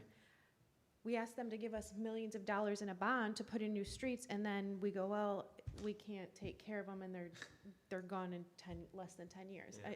We just have to be cognizant of everything that's needed at the moment, and unfortunately, it's a lot. There The is, pie is only so big, right. and you can change the size of the slices, but at some point you're tapped out. And we do have the benefit of finally investing money. However, it can't cover everything.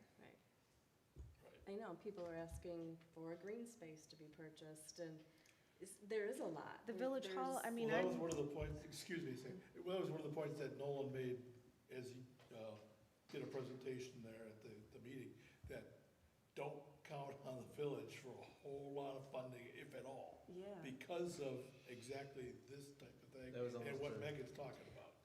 Something I am realizing I neglected to mention in my president's report. We had a major breakdown at our iron removal plant to the tune of, the first estimate is $50,000. Things are breaking, they have come to term, we haven't set aside money, it hasn't been maintained. Look at the village hall, just the masonry, I'm afraid of what, an I-beam, plus the masonry and the windows and the roof.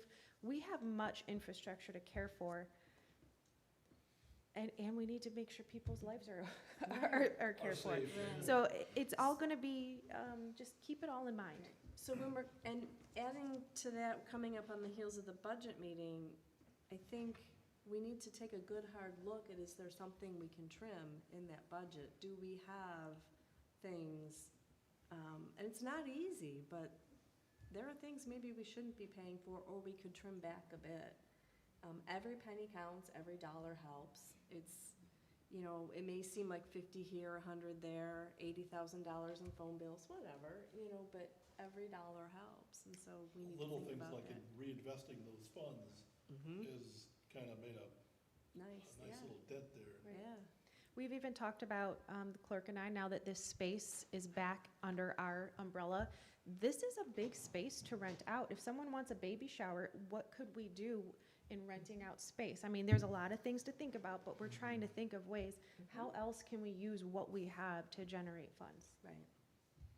That's good.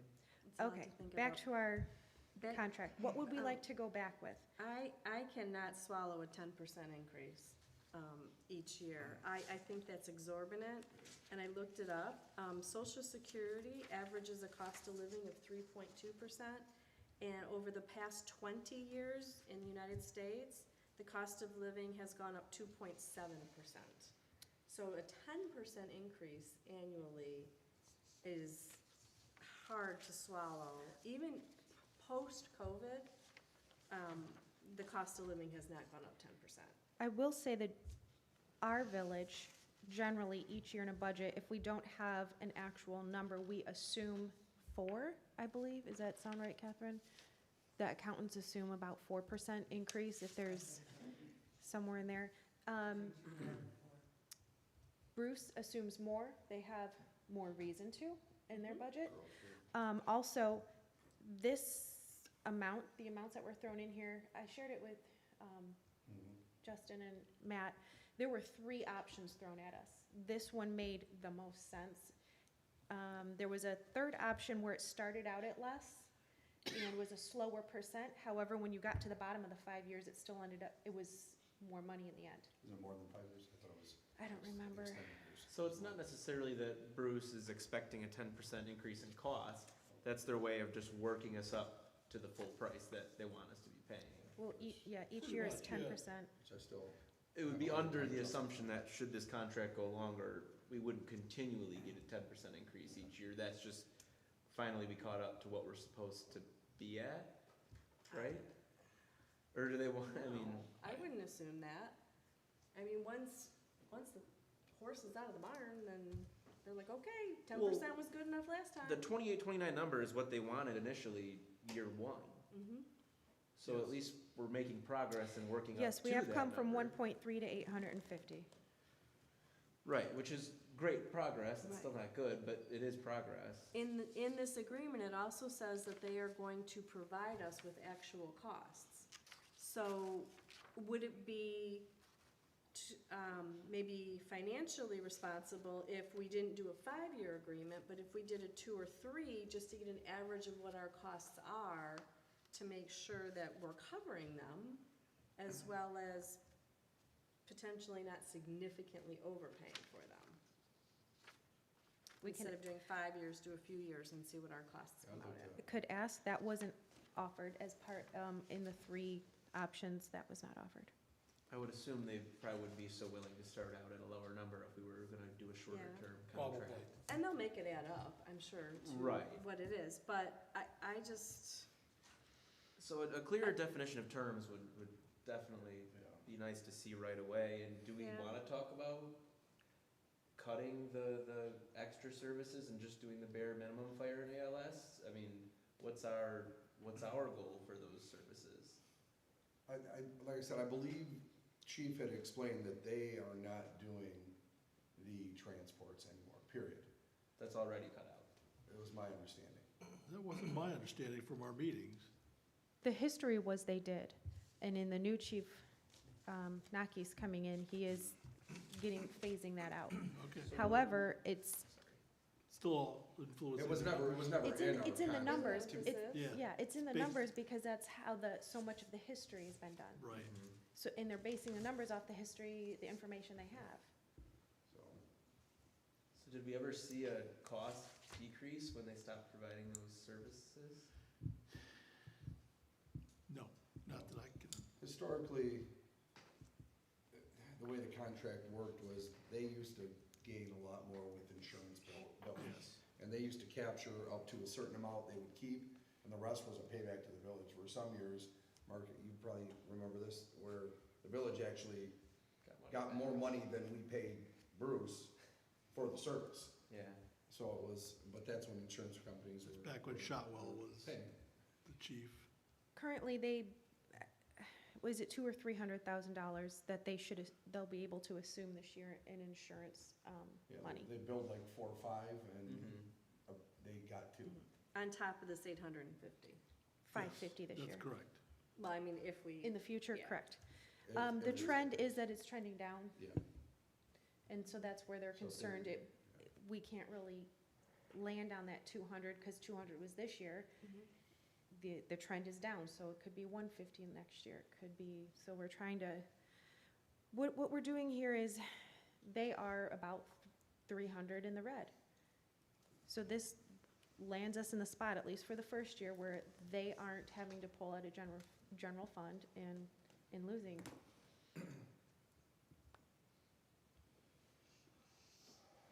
So, yeah, I don't know if the committee's open, but I'd like to meet with Bruce again, have one more discussion, obtain a more clear understanding of what's being provided. I know they've given us some numbers, but I don't know if they've given us a base operating cost with or without the village, what it would cost to operate that department, and what the actual increased cost that the village is providing. Well, no matter what comes out of that, we still need to plan and work on how are we need to get this set up for a vote for the people and see if they'll okay An override? an override, yes. That should be done as soon as possible. I don't have a problem setting up another meeting. I need my committee to show up. I can't be there that early. I It was cannot. 3:30, and that was the time that you asked for it to be set at. Prior, the one before, then that one I could not. We can go later. I don't have a I'm out of problem. town a lot, You so- guys tell me, I let you lead, and you tell me what time to set it at, so I set a time and people don't show up. Tell me what time you can be there. I, we can go offline, because we're gonna need to know what day it's gonna happen, and then I can give you a time for Okay. that day. Yeah, I don't have a problem setting it up if I need people to show up. Yeah, I'd like to see more details, and I'd like to see some negotiation on that 10%. As in, what would you like to see it do? Start out less, increase, be the same the whole time? What would you? 5% of our year? 5% is reasonable. It's more than the typical cost of living. Okay, just so we know what we're. I think you guys are doing a good job on it. At least they're willing to start working with us. Yeah, I mean, like we said, it's come down, what, $500,000? So Or it's not like they're $1 million. not working with us. Right. But they also need, they're looking out for their budget. And Yeah. the option of overriding the mills kind of gives them a lot of ammunition in the bargaining agreements. I mean, that's our very, very last ditch effort to make it happen, but that's not really something we want to be willing to That's do. something that's gotta go on the ballot, that's something. It's on the ballot. It's not something we can Not just really decide. work Right. committee. We don't want to be, yeah. But that's general fund money that can be spent on the items I was speaking of. It could be spent on the road maintenance. It could be spent on the other purchases. It doesn't have to go to this. I'm saying we have a lot that we have to take care of. Right, I just optically, us even putting it on the ballot takes away a lot of bargaining power with Bruce. Yeah, I see what you're saying. Okay, let's see if we can't get a meeting before March. I know that they were hoping for more, as their budget as a township starts in March, and they were hoping to have some sort of confirmation, but we have till June. Yeah. So I guess we'll set up another meeting, come back next month. Okay, thank you. This Oh. week I can meet on Friday. If you two are okay with taking it, I'm out of town until next Thursday. I'd rather have you there. Yeah, if there's any way to get some numbers before, the actual operating cost with or without, would be great before we meet. Moving into our video service contract. I have this in here, kind of to your question that you asked earlier, Trustee Rousseau. There are emails in here. When it was discovered that there was an overpayment, I asked Clerk Trapp to address it. She addressed it with Ms. Heidelbrecht. There were email back and forth. It seemed like we were going to get somewhere. And then when, where's the email? Yeah, I was reading through, I got a Where little is it? confused with this.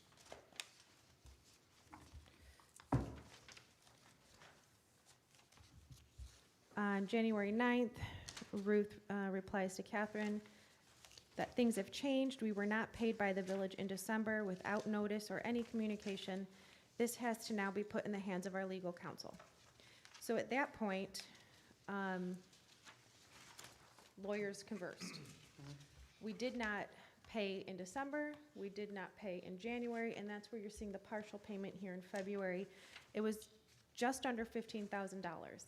So at this point, the remainder was recognized this month. So it's been paid in full, in essence. We have yet to hear anything. Mark, have we heard more? We have. I did receive, the Mitt TV's attorney and I exchanged telephone calls, spoke a couple of times. He did, I want to say, I apologize, I did not bring that with me. About a week ago, maybe 10 days ago, he sent me a proposed settlement agreement to make the adjustment, which is, there's no issue, at least as I understand it, that the overpayment was made and the village is entitled to the credit. The request was that it be spread out over time. I talked to Ms. Trapp about that. She was willing to entertain that, appropriately so, but to her credit, wanted the payment to be made in this fiscal year. Makes sense. Clear your books, start anew in July. I can conveyed that to the Mitt's attorney. He sent me a proposed settlement agreement, again, probably a week ago, maybe a little bit longer, I don't think so. And quite honestly, I haven't read it because I talked to Mrs. Poznanski, and she said that the credits have been achieved, that they didn't pay December, didn't pay January, made a partial payment in February. So as far as I'm concerned, on behalf of the village, it's been resolved.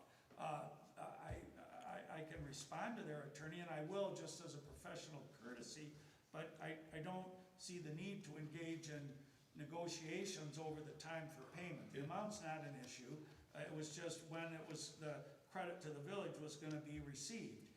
The village has received it, and to me, let's all live happily ever after, but I Right. guess that depends on, I mean, if the Mitt changes course and says, well, wait a minute, you didn't overpay us that much money, or you've taken too much back, that's a different issue, but I've heard nothing about that.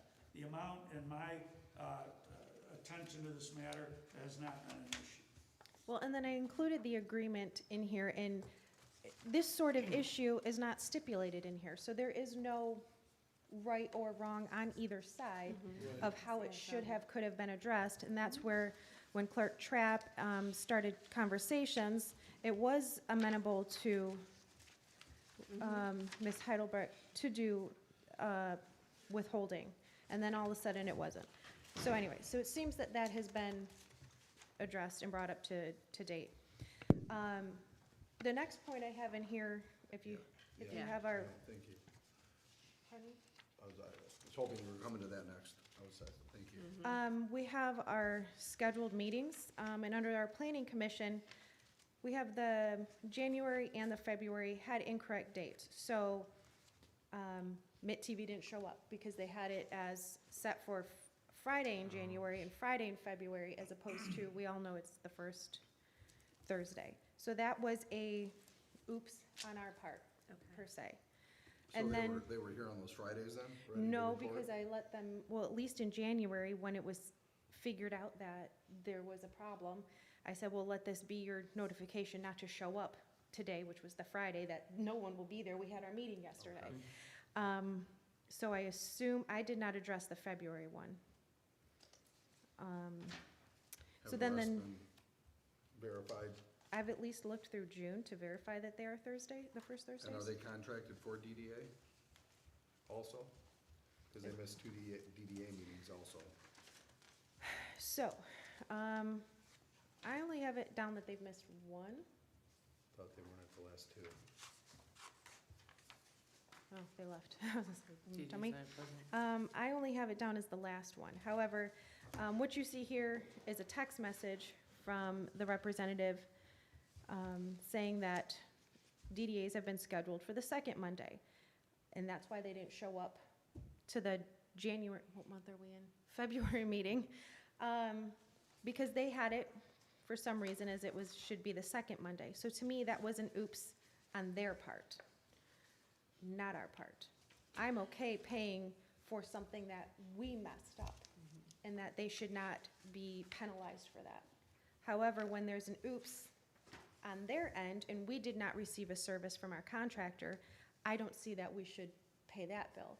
And if you take, we have a board meeting, we have planning commission, our HDC, and ZBA every once in a while, and I mean, They have not been to, we had one meeting last year, so I And really one don't this feel year. like that one's There was one. yeah, we've had one this year as well. worth counting. But anyways, when you divide the $5,500 a month between 3 or 4 meetings, that's a lot of money. So I guess my question to the council was, again, that is another issue that's not addressed in our contract of how we would do that. Do we just withhold? Do we notify? Do we make a statement? And then the last matter here is you see a certificate of insurance. It is addressed in the contract that when insurance is to be updated, or should an insurance lapse during the term of the contract, that within 10 days of the lapse, the contractor will provide us with an updated insurance. I asked Clerk Trapp to pull the insurance the other day. She pulled it, and this expired in October of '22. So it's clearly past the 10 days, again, not addressed in the contract of what should happen should that not be met. So I don't want to continue to make up punishments or what seems to fit the office without consulting the table of how we address, these are multiple things that aren't in the contract. So we just need a more clear, clean contract. Somehow the contract can be rewritten then to make sure those things are included. I would support that. They're included, however, there's nothing that says if it's not Right, by supplied within penalty. 10 days, Right. then what? Then we should Well, add that, yeah. The contract would be not void, the contract would be, No, No, it it- wouldn't be void. You'd have to look and make an analysis of what's an essential term of the contract. Time is an essential term, performance, services to be provided, payment, and I think the provision for insurance is an essential. So typically what you would do, you look, you see you don't have a current insurance binder or evidence that insurance is in place. You send them a notice saying, a review of our files discloses you haven't provided us with an updated insurance certificate. Please do so within a week or some reasonable period of time. You get it, you're where you want to be. If you don't get it, then you tell them, well, you're in violation, you're in breach of the contract, and then you're entitled to your remedies. Maybe you declare the contract, you can't unilaterally declare it void, but you can tell them they're in breach, and if they don't cure the breach, then you either start suit against them or they do against you saying, here's the breach of the contract and we want a judge to order the remedy. But you can tell them that it's a requirement to have the insurance. Our most current certificate on file is 2022. Please provide us with a current insurance certificate. I think that's an essential term of the contract and you can do that. In fact, I think you should do that. okay, You- well, Clerk Trapp, could you send that? Would it be advisable to include the other two issues, to meetings missed? Yeah, at least the meeting missed that, how would they like to address that? in The second? DDA one? Mhm. And then the My- HDC, right? My recommendation would be to address it, because again, the services provided are an essential term. I would do it even if it's done the same day, the same hour, I would do them separately, so they don't say, oh gee, we saw this, but we didn't see the other part of your email, just, or your letter. Just do them, point out specifically, in this paragraph of the agreement, paragraph 8, I'm making up numbers, it requires you, the Mitt, to provide us with a current certificate of insurance. We don't have it, please provide it to complete our file. And then, paragraph such and such provides you'll be at these meetings, and provide coverage of those meetings. Put that on your website or whatever it is they've agreed to do, and you've not done that, you've missed these meetings. Ask them, how do they intend to address that? Is there gonna be a credit against their payment, or are they gonna cover an extra meeting or a special meeting they hadn't covered before? Hopefully you could work that out, but if not, at a minimum, you'd be entitled to a credit for the missed meetings, because that's an essential element of the contract, is for them to cover that and provide it on their website or stream it live, however they do that. That's important. I know we've addressed it before, I don't know if it's something that can be included with these emails. At least 2 residents have been blocked from the Facebook page. One I saw firsthand, the other one was just a conversation. If it's something that we're paying for and providing for our residents, how are they blocking them from viewing or being able to get That's on? part of the reason we started our own YouTube channel. So everything will be put onto our We're paying channel. for a service that they're supposed to be providing. We shouldn't have to then back it up just so our people can see it. Why are we paying for the service at all? Is Facebook the only means by which they air meetings or show? I'm not 100% sure at this point. That used to be the way you used to watch it live was on Facebook. Website? Their website, yeah. I think the live stream. Because is I Facebook. That's all think I you'd know. have to I have no idea what the Mitt's response would be to this, but you have to, if you're gonna say, we as the village wanna be, have a say in or control what you do on your Facebook page, that gets into the weeds. I mean, you have to, they might be willing to do it, but if Facebook is the primary audience, if you will, or the primary platform on which the meetings are aired, I think it gives you more leverage to say to them, well, you know, you can't be blocking people if this is how you're gonna cover our meetings and display them. But on the other hand, if the MIT is controlling who gets to see things just generally on their Facebook page, then I can respect that, but you if have they're to. streaming live, our residents should be able to see I agree. how and wherever that's happening. And maybe that needs to be included more specifically in future contracts, but our hands are kind of tied at this point. I mean, they're a contracted service. It's a different comparison, but we don't know what HRC is doing on their Facebook page and who they're blocking, and they're just a contracted service to Right. us too. Right, and that's a good example, and that's my point. And you can say, perhaps if you wanna negotiate or renegotiate part of this, to say that if you broadcast the village meetings on Facebook, you can't block people who wanna see it or comment on it. You can make adjustments to allow for that, but it's just, to Mr. Kerr's point, you have to be, you don't have to be careful, but you're likely to have difficulty trying to manage somebody else's Facebook page when they do other things than just provide services to the village. So that was the intent, or part of the intent of starting a YouTube channel. The other part is I hope to get some sort of recording equipment of our own and start recording the things that are not in the contract, such as, so to your point of, is the DDA included? Yes. Government meetings, including regular meetings of the Village Council, Planning Commission, Downtown Development Authority, Zoning Board of Appeals, and any special meetings of these bodies of which notice is given to the Mitt TV 48 hours prior to the meeting. So outside of that, we have a tree board, we have a cemetery board. What else do we have? I mean, we have boards for everything. So the ones that aren't included, I want to start getting those ones recorded to be able then to put that out on channel also. And you're not precluded from segueing into having the village council meetings or the meetings that the MIT also covers. I'm not recommending that you double up on your expenses or your efforts, but the point is you can control your own content, your own product. The MIT doesn't have exclusive right to air what you do or air the DDA or those specific meetings. You've contracted with them to put that out, but you're not prohibited from putting it out in a different manner to your own liking. Correct. I agree.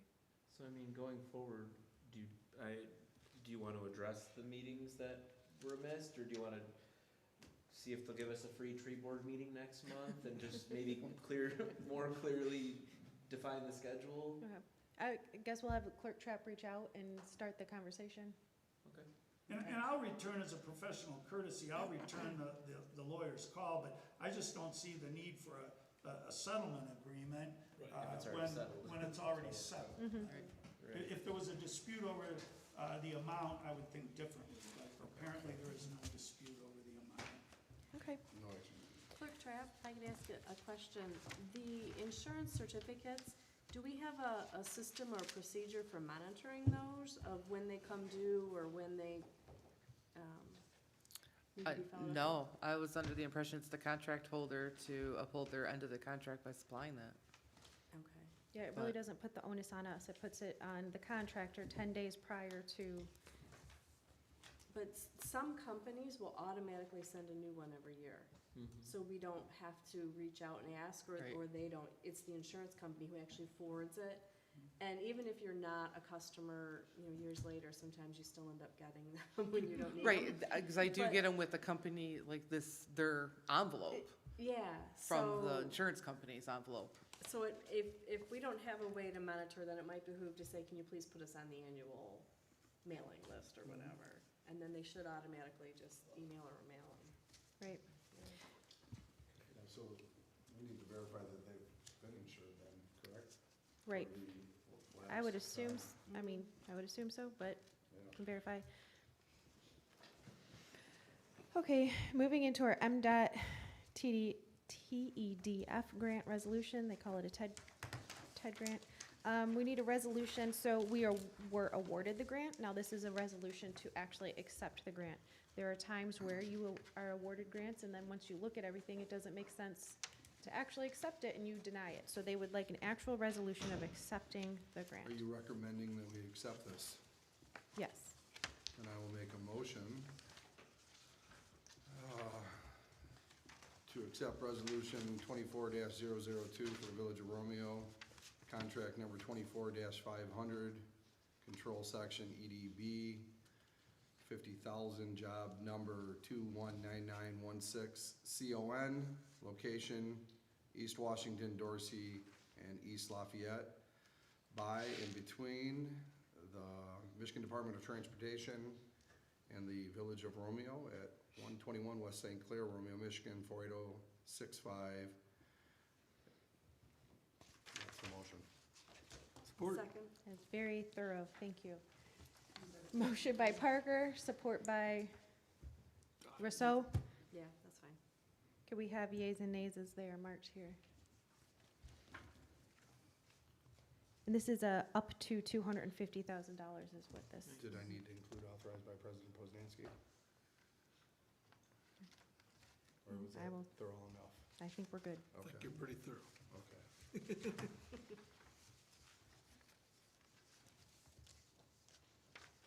You would call the roll?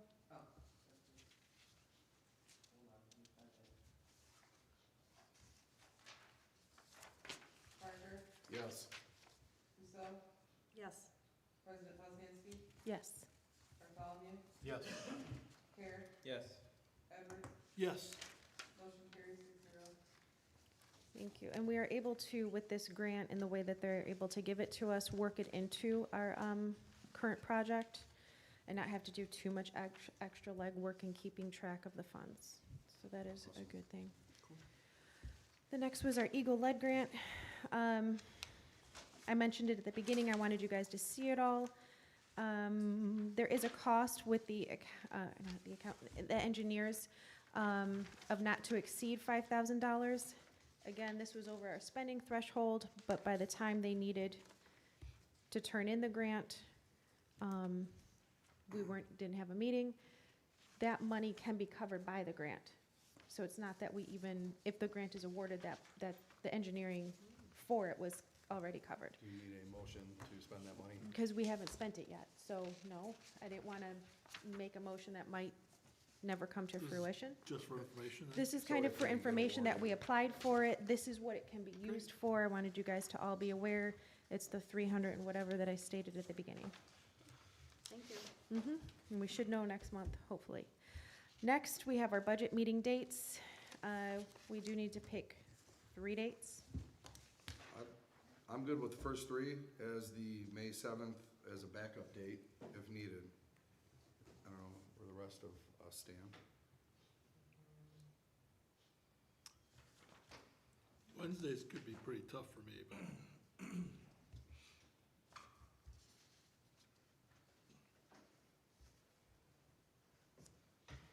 I'm fine with the first 3. I'm fine with any. Tuesdays aren't the first best, 3. but I mean, we'll do And what then we we can can leave do. the 7th as a backup in case something happens to one of the other 3. That's fine. Wednesday will be recorded, Matt, if you happen to miss. okay. And then you can always address questions. Yep. Because nothing's being decided, there's no, informational, conversational, between the board. Okay, so we'll lock in the first 3 dates of Tuesday, April 23rd, Wednesday, April 24th, and Tuesday, April 30th, all at 7 PM here at the meeting room. Could we do 6:30? Do you want to do Does 6:30? anyone care? I'm okay with that. That's fine. I wouldn't do Whatever. 6:30. Yeah, 6:30 makes it tough. Does it? Yeah. Okay. Yeah. All right. Between business and, yeah, it just, dinner and Yeah, just do 7 PM as it's our traditional time, Yeah. not to confuse Okay. anybody. Will these be televised? Our general, we inform them of our special meetings, then yes. Okay, we'll lock in those 3 dates. It used to be 7. And then our Then it got moved to 7. transportation asset management training. This is something that is free, that is offered to us from, the Transportation Asset Management Council. So it is to learn all the basics of asset management at this workshop, from pavement basics to how to select the right treatment or preventative measure. We'll give you everything you need to know to get started on maximizing your return on investment for future projects. My intent with this was, well, first of all, it's free, and we are putting in brand-new roads. So if we can all learn what it is we need to be looking for in order to take care of them, all the better. Are we inviting DPW as well? Yes, I did. Okay. Again, hope to have it recorded if they can't, but that is the intent. We are on for either May 15th or 29th at 7 PM. Wednesday's the only days available. That's what they offered. If we want to go farther, we can go farther. But that was the initial, Just thinking about what Matt was just. Yeah, it's just- Wednesdays are tough. Can we look at one more further out? sure. What's there the a better- 20, is the 29th on a Friday? No, they're both on Wednesdays. Wednesdays. On Wednesdays, okay. Is there a better day of the week to request for? Well, usually for me, it's, if I'm traveling, I like to do like 2-3 days in a row. So usually I can plan for the first of the week, or I can go out the end of the week, not in the middle of the week. Okay. I can't, that Wednesday really chops up everything. Okay, I can ask for a Tuesdays Monday. or Thursdays? That's possible, yeah. Tuesday would even be better, yeah. Okay. I will inquire and see where we can go with that. My thought was to invite our surrounding townships, communities, see if anybody else had interest. Thank you. And look at that, guys, it's 9 PM. I'll make a motion to adjourn. Second. We have a motion Third, by fourth. Parker, support by Care, all in favor? Aye. Any opposed? None.